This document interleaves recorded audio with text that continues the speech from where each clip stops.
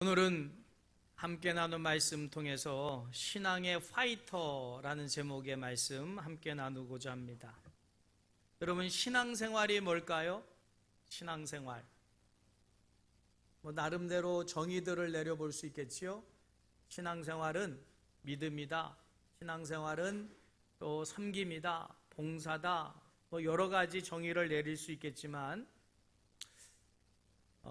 오늘은 이렇게 정의를 한번 내려봅니다. 삶에서, 일상의 삶에서 원수에게까지도 사랑을 실천하기 위해, 여러분, 원수를 사랑한다는 게 쉽습니까? 그게 그냥 되나요? 저절로 막 됩니까? 아니요, 잘 안 돼요. 그러기 위해서 끊임없이 자기와의 싸움이 있어야 돼요. 자아를 십자가에 못 박는, 원수를 바라보면 먼저 어떻게 됩니까? 욱하는 게 올라오지요. 그걸 누르려면 자기와 싸움이 있어야 돼요. 그러니까 주님은 사랑하라 하시는데 나는 사랑하고 싶은 마음이 없어요. 미워 죽겠는데요. 심지어는 죽이고 싶은데요. 사랑이 됩니까? 사랑하라 하셨으니 하려니까 그 마음과 싸워야죠. 자기와 싸움입니다. 원수의 멱살을 잡는 싸움이 아니고 사랑하라 하신 말씀을 실천하려니 안 되는 나와 싸우는 거지요. 아닌가요? 그래서 이겨야 돼요. 나를 십자가에 못 박지 않고는 원수에게 먼저 손 내밀 수 없습니다. 원수를 사랑한다는 것은 그냥 성경 속에만 있는 거예요. 그걸 삶으로 가져오려면 신앙생활은 투쟁이에요. 싸움이에요. 신앙은 파이터가 돼야 돼요. 누구와 싸웁니까? 나와 싸우는 거죠. 나와. 내 자아와 싸우는 거예요. 그래서 신앙생활은 결코 여행하듯 취미생활로 유람하듯 그렇게 사는 게 신앙생활 아닙니다.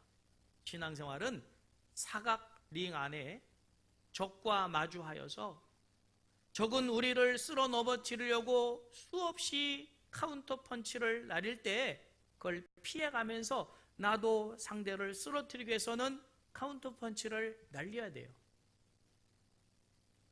여러분, 권투라고 하는 경기를 보면 1라운드가 3분입니다. 땡 하고 공이 울리면 뒤돌아설 수 없어요. 적을 바라보고 있는 상황 속에서 백스텝은 밟을 수 있어도 등을 뒤돌아서서 도망 다닐 수는 없어요. 거세게 몰아치는 그 펀치를 나는 피해야 되고 나도 날려야 되고 정신 차려야 됩니다. 여러분, 최선 다하지 않고는 그 싸움에서 이길 수 없습니다. 여러분, 권투 경기에 나간 선수들이 지려고 나갑니까? 이기려고 나오는데 상대방이 나를 이기려고 하는데 그걸 이기려면 정신 차려야지요. 최선 다해야 됩니다. 한 대 맞고 쓰러졌다고 해서 포기할 수 없습니다. 포기하면 그것으로 패하는 거죠. 그렇게 한 라운드 점수가 매겨져서 3라운드 경기, 10라운드 경기, 15라운드 경기 끝나면 판정, 패냐 승이냐를 이제 가르게 돼요. 여러분, 2018년도 신앙생활 해오셨어요? 한 주, 한 달, 하나님 다 점수를 매기셨어요. 나와의 싸움에서 승리했느냐? 아니면 졌느냐? 하나님은 다 점수를 매기셨어요. 여러분, 원수 대할 때 주님은 사랑하라 하셨는데 사랑하셨습니까? 쉬운 거 아닙니다. 나를 죽이지 않고는, 나를 십자가에 못 박지 않고는 이길 수 없어요.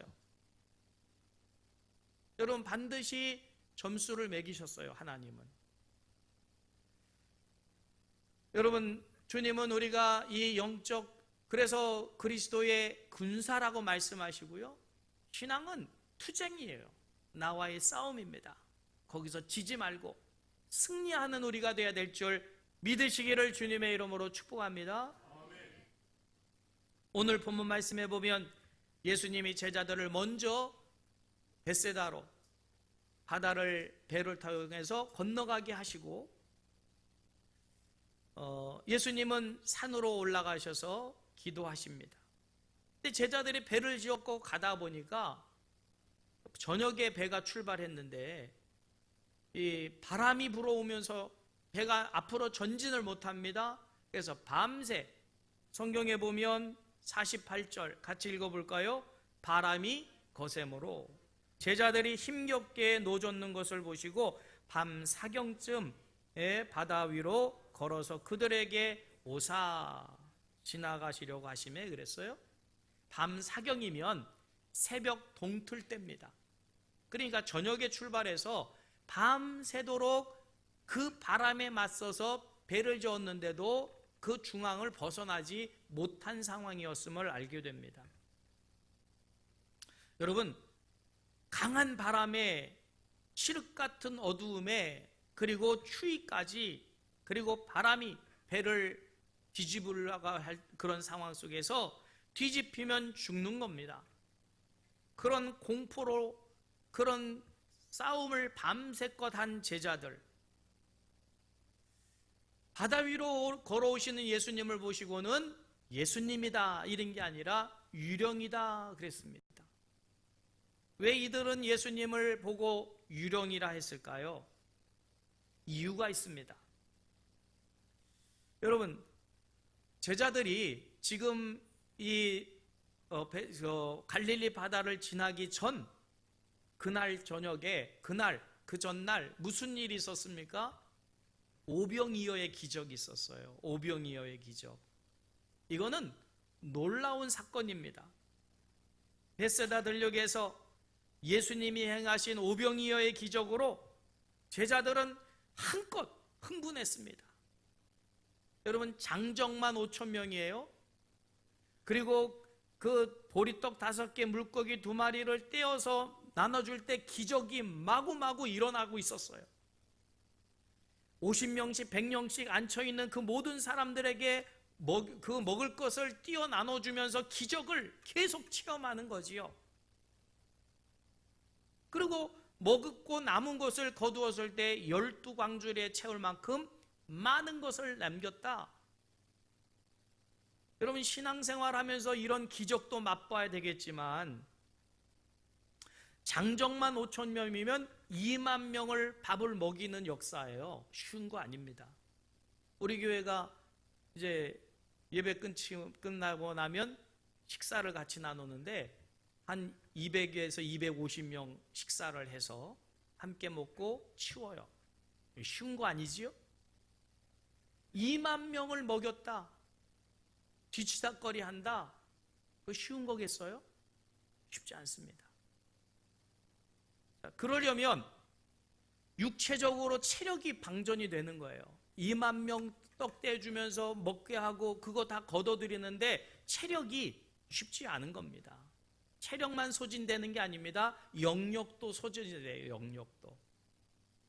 그런 상태에서 배를 타고 배를 저어서 그 갈릴리 바다를 건널 때 바람이 불어옵니다. 체력도 고갈됐고 영적으로도 고갈됐으니 예수님조차도 유령으로 보이게 되는 거예요. 그래서 성경은 52절에 이렇게 말씀하시는 거예요. 이는 그들이 그 떡 떼시던 일을 깨닫지 못하고 도리어 그 마음이 어떻게 됐다고요? 둔해졌더라. 마음이 둔해지니까, 영적으로 약해지니까 예수님도 유령으로 보이는 거예요. 신앙생활 하면서요, 우리가 은혜도 받아요, 능력도 체험해요. 그런데 그게 계속 지속되지가 않아요. 그러려면 채워야 되는데 채우지 않으면 예수님도 유령으로 보게 돼요. 혹시 여러분의 눈에 목사가 마귀로 보입니까? 여러분 아내가 남편이 저희 왼수같이 보입니까? 그건 뭔가 문제가 있어요. 뭔가 내 안에 이상이 생긴 거지요. 노아도요, 방주를 짓는 대역사를 이루었죠. 보통 몇 년 동안 방주를 지었다고 들었나요? 120년. 적어도 100년입니다. 적어도 100년을 배를 지은 거예요. 요즘 여기 공사하는 데 보니까 거의 장비로 일을 하더라고요. 장비가 워낙 좋아요. 실력도 있어야 되겠지만 요즘 일들은 목조도 다 장비고요. 다 장비로 하지. 근데 이때는 4,000년 전, 5,000년 전이니까 장비라고는 없는 거예요. 기껏 있어봐야 도낄 것이고, 그거로 축구장 3배 정도 되는 그런 배를 짓는다는 것은 길이가 135m요, 너비가 한 25m요, 높이가 14m 정도 되는 엄청난 배를 짓는다는 것은 1년은 가지고 10년, 20년 가지고 되는 게 아닙니다. 그래서 거의 100년 내지 120년이 걸렸다고 성경에 읽어보면 추측을 해요. 왜냐하면 노아가 셈함 야벳을 낳을 때부터 시작해서를 따지니까 그렇게 해서 계산된 겁니다.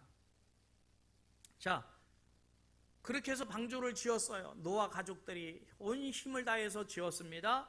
그리고 어떻게 됐습니까? 물론 동물들은 하나님이 이끄셨지만 그들을 다 일일이 더 방주 안으로 집어넣습니다. 그리고 문이 닫혔지요. 비가 오기 시작해서 얼마나 오랫동안 비가 왔고 얼마나 오랫동안 방주 안에 있었을까요? 40일 동안 비가 왔고요. 1년 열흘 600세 1월 27일 날 문이 닫혔고요. 601세 2월 17일 날, 그러니까 어떻게 됩니까? 아니 2월 17일 날, 2월 27일 날, 그러니까 1년하고도 열흘입니다. 자, 그러면 1년 동안 배 안에 있을 때 노아 가족들이 뭐 했을까요? 생각 안 해봤어요? 그 엄청난 동물들 다 먹이고, 먹이들 다 줘야 될 거 아니에요?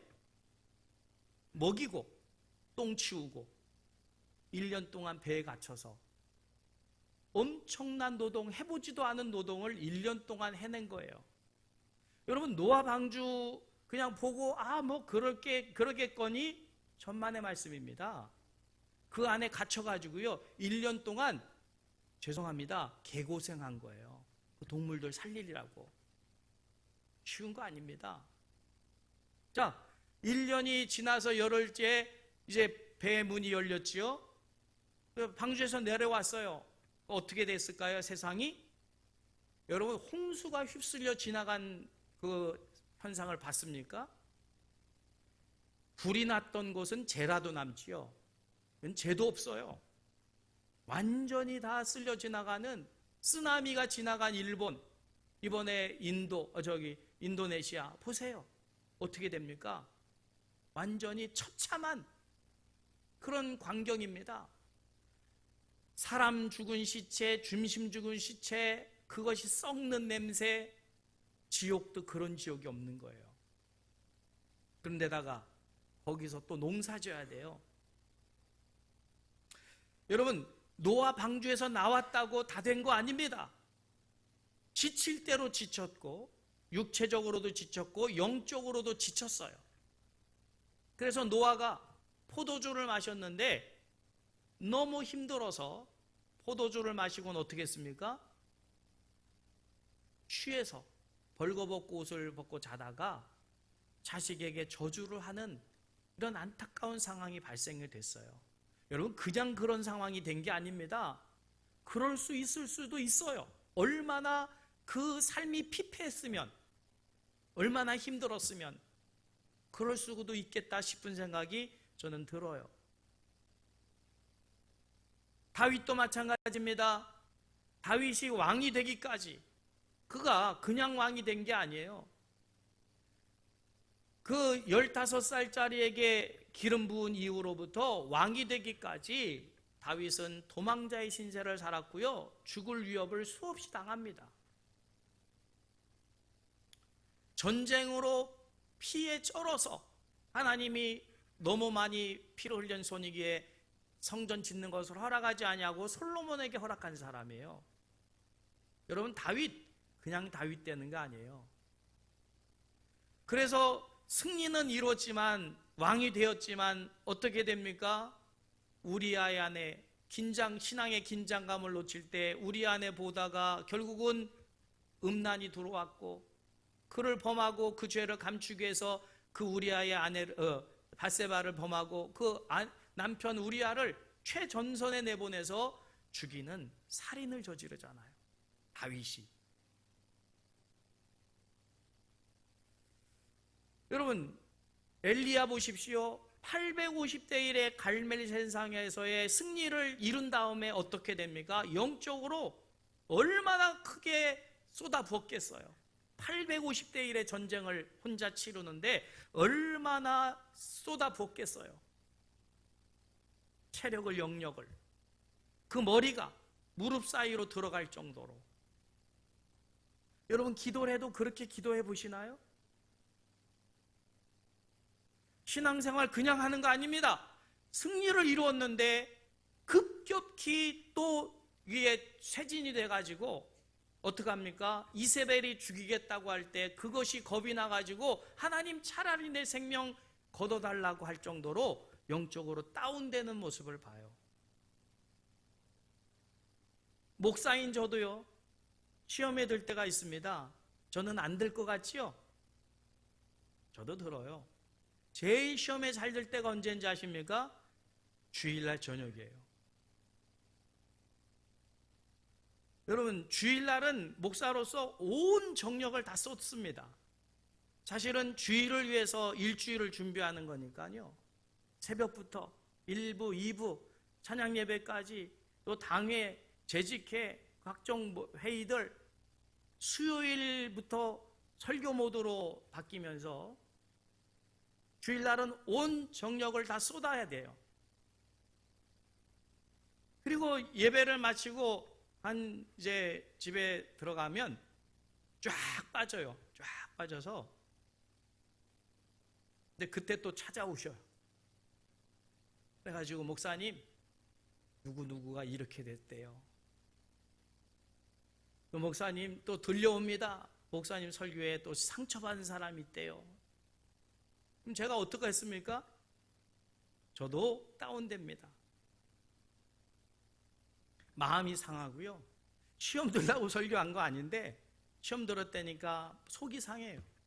밥맛이 없어요. 저도 잠 못 자요.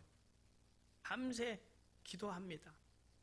그렇다고 뭐 예배, 새벽 예배 월요일 날 안 드립니까? 또 와서 드려야죠. 그러면서 또 기도하는 거예요. 영력을 회복하기 위해서 기도해야 돼요. 기도하고 기도로 채우면 이제 힘이 생기기 시작합니다. 그러면서 하나님, 이 교회가 제 교회입니까? 하나님 교회지. 이제 주님께 맡깁니다. 주님 처리해 주세요.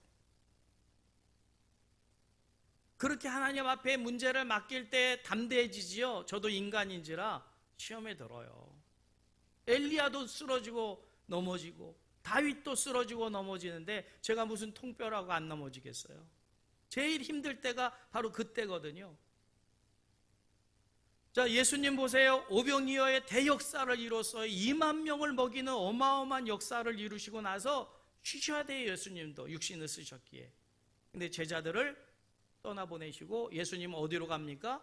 산에 올라가서 영적으로 보충하기 위해서, 영력을 채우기 위해서 산으로 가는 모습을 봐요. 제자들도 그걸 깨닫고 예수님을 따라가지고 기도하러 갔다면 이런 일이 없겠지요. 이겨낼 수 있겠지요. 여러분, 겟세마네 동산에서 예수님께서 제자들에게 하신 말씀이 있죠. 나와 함께 깨어 기도하자. 시험에 들지 않기 위해서 깨어 기도해라. 왜 시험에 듭니까? 기도 안 하니까. 여러분, 시험은 들라고 오는 게 아니에요. 이기라고, 승리하라고 하나님 주시는 거예요. 이기시길 바랍니다. 베드로 제자들 기도 안 했잖아요. 어떻게 됩니까? 베드로는 어린 계집아이, 요즘 잘못 얘기하면 또 미투 그럴까봐, 별거 아닌 아이에 저 사람도 예수님의 무리를 할 때 3번이나 부인하고 비겁하게 시험에 들잖아요.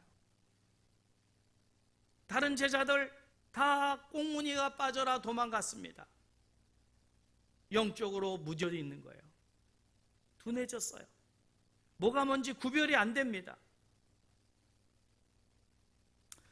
여러분, 그런데 사도행전 5장으로 가게 되면 29절에서 30절 말씀에 보면 이들이 마가다락 방에서 기도하고 성령의 충만함을 받은 다음에 어떤 말을 합니까? 주여, 이제도 저희의 위협함을 하감하시옵고 또 종들로 하여금 담대히 하나님의 말씀을 전하게 하옵시며 손을 내밀어 병을 낫게 하시고 표적과 기적과 거룩한 종 예수의 이름으로 이루어지게 하옵소서.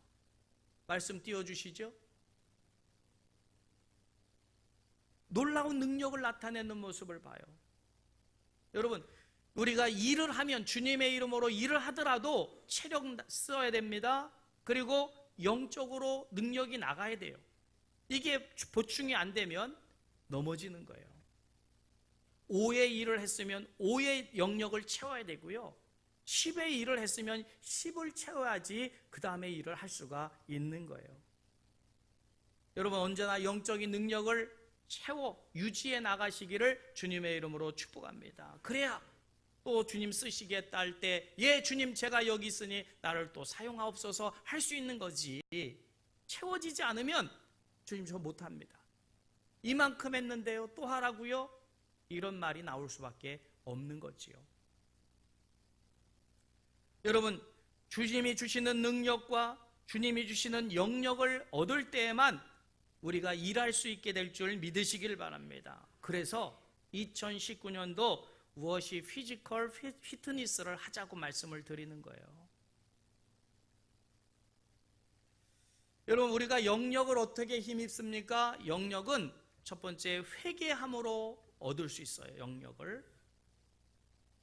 그래서 사도행전 2장 38절 말씀 띄워주세요. 같이 읽을까요? 이는 베드로가 이르되 너희가 회개하여 각각 예수 그리스도의 이름으로 세례를 받고 죄사함을 받으라. 그리하면 성령의 선물을 받으리니.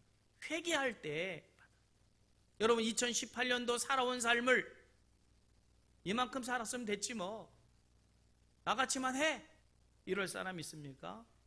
회개해야죠.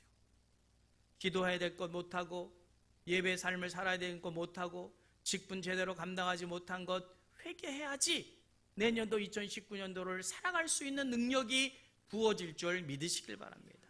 근데 이걸 결산도 하지 않고 회개도 하지 않고 이만큼 했으면 됐지 않냐는 그런 마음 가지고는 2019년도 와도 결국은 또 다람쥐 쳇바퀴 다듯 할 수밖에 없는 거예요.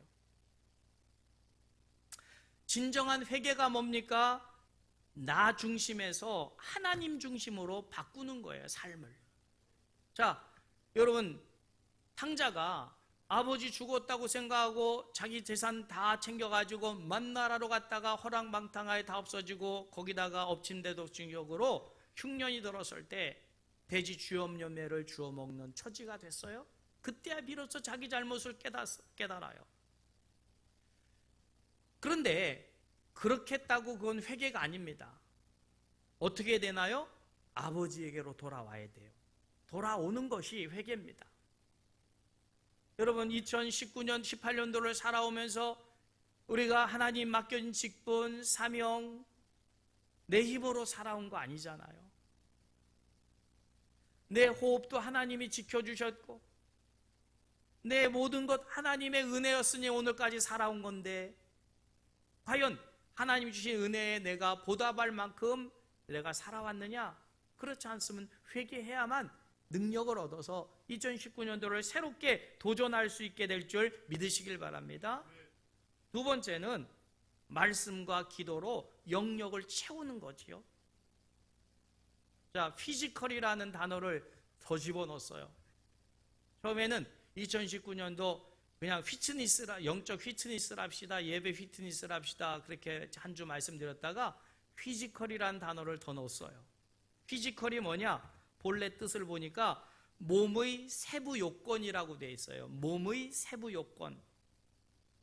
자, 스포츠에서요, 여러분, 농구 선수의 피지컬이 뭘까요? 키입니다, 키. 자, 럭비 선수, 수영 선수의 피지컬이 뭘까요? 어깨, 떡대. 이게 있어야지, 그래야지 수영 선수가 되는 거예요. 여러분, 저 같은 키를 가지고 농구를 한다. 될까요? 되긴 되지요. 그런데 피지컬이 안 갖춰져 있어가지고 이거는 쉽지가 않아요. 자, 여러분, 축구 잘하는 손흥민 선수가 탁구 잘 칠까요? 탁구 잘 치는 누구죠? 선수가 아니면 저기 무슨 피겨스케이팅 잘할까요? 김연아처럼? 김연아가 테니스 잘 칠까요? 아니요. 그거는 피지컬이 달라요, 피지컬이. 그래서 축구 선수는 축구 선수에 맞는 피지컬이 있어야 돼요. 그걸 위해서 끊임없는 노력을 해야만 훌륭한 손흥민 같은 선수가 되는 거예요. 근데 축구 선수가 탁구 운동을 해요. 열심히 탁구 운동을 해요. 축구 잘할까요? 절대로 잘 못해요. 피지컬이 안 갖춰져 있어요. 무슨 말씀을 드리려고 하냐면 예수 믿는 사람의 피지컬이 뭐냐 그거예요. 피지컬이. 우리 신앙인의 피지컬이 뭐냐? 세상 사람들과 우리의 모습은 겉모습은 똑같아요. 오히려 세상 사람들이 더 잘생길 수 있어요. 그러나 우리는 달라야 돼요. 뭐가 달라야 돼요? 영적 피지컬이 달라야 돼요. 예배 드리는 능력이 있어야 돼요. 기도의 능력이 있어야 돼요. 말씀의 능력이 있어야 돼요. 이게 피지컬이에요. 예수 10년 20년 믿었는데 직분이 권사요 장로인데 피지컬이 없어. 그러면 존경 못 받아요. 여러분, 2019년도 워십 피지컬 피트니스를 하자는 이유는 우리 예수 그리스도를 믿는 사람은 특화돼야 돼요. 기도에 특화돼야 되고 말씀에 특화돼야 되고 그래서 능력이 있어야 되는 거지요. 할렐루야! 그래서 우리가 그 능력을 갈고 닦기 위해서 새벽제단 쌓아야지요. 왜 아멘 안 하세요? 아멘 안 하고는 또 내일 아침에 안 나와. 양심의 가책 안 받으려고 아멘 안 해. 아멘 해야 되는데. 그래야지 우리가 기도할 때 그 기도가 능력이 나타나는 거지. 기도 하나도 안 하다가 어떤 문제가 있을 때 하나님 한다고 해서 기도 능력이 나오냐 그 말이에요. 피지컬이 안 갖춰졌는데. 여러분, 우리 기독교인들은 이 세상 사람들과 달라야 돼요. 영적으로 능력이 따로 있어야 돼요. 그거는 훈련에 의해서 되는 거예요. 그래서 새벽제단을 쌓으라고 말씀을 드리는 거예요. 여러분, 새벽제단 안 쌓는 분이 기도를 해가지고 어떤 능력을 얻을 수 있을까요? 아니요. 끊임없이. 운동은 끊임없이 하는 거예요. 믿으시길 바랍니다. 그래야만 능력을 갖추게 돼요. 기도할 때 사단 마귀도 떠나가게 되고 질병도 떠나가게 되고 문제가 풀려지는 그 능력은 기도에 있어요. 근데 기도한다고 해서 됩니까? 실질적으로 몸을 움직여서 체력을 단련해야지요. 피트니스를 해야지요. 아멘? 그래서 목사는 목사의 능력이 있어야 되고 장로는 장로의 능력이 나와야 되고 권사는 권사의 능력이 있어야지 권사지. 직분만 맡아놓고 능력은 없는데 피지컬이 없는데 탁구 선수인지 축구 선수인지 알 수가 없어요. 여러분, 우리는 예수 믿는 사람으로서의 피지컬이 있어야지요. 아, 저분은 능력이 있구나. 기도의 능력이 있구나. 말씀의 능력이 있구나. 봉사의 능력이 있구나. 사랑의 능력이 있구나. 이게 그리스도인 아닐까요? 돈 많다고 그리스도인인가요? 많이 배웠다고 그리스도인인가요? 우리가 뭐 사회적으로 높은 지위가 있다고 해서 그리스도인인가요? 아니요. 그리스도인은 능력이 있었어요. 초대교회 그리스도인들이 왜 능력이 있었습니까? 그래서 그들은 세상을 변화시키는 자라고 하는, 변화시키는 능력을 가지고 있었기에 연병하는 자라는 별명까지도 있었던 것은 그들에게 그 능력이 피지컬이 있었기 때문에 그런 거예요. 아멘? 여러분, 예수를 믿더라도 잘 믿어야 되고 2018-9년도를 우리가 살아가려면 영적인 능력을 갖춰야 될 줄 믿으시기를 주님의 이름으로 축복합니다. 자, 따라해 주시죠. 2019년 무엇이 피지컬 피트니스? 저보다 발음이 좋으세요. 여러분, 동참하시기를 주님의 이름으로 축복합니다. 그래서 능력을 갖춰야만 주님 맡겨진 일들을 감당할 수 있고 2019년도에 세우는 에베네셀의 돌은 더 큰 위대한 그 증거를 남기는 돌을 세우게 될 줄 믿으시기를 바랍니다.